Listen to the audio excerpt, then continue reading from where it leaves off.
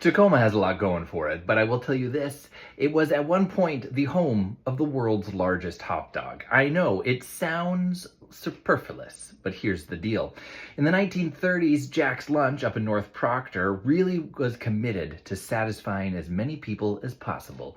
So they came up with the Dine for a Dime plan to beat the Depression, and their whole thing was to have a sausage so large no one would leave unsatisfied.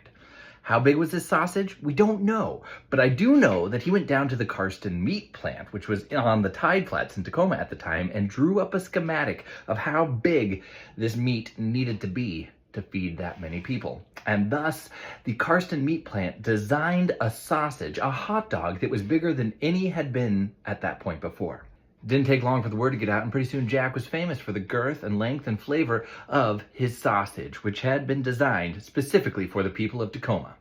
And people came from world round to taste the delicious flavor of Jack's biggest hot dog in the world. Of course, it didn't take long for Jack and Karsten to realize that their legendary meat alone would be lonely, so they had to rely on the next most vital component: Ushers' delicious buns. That's right, meat and buns together created the perfect concoction.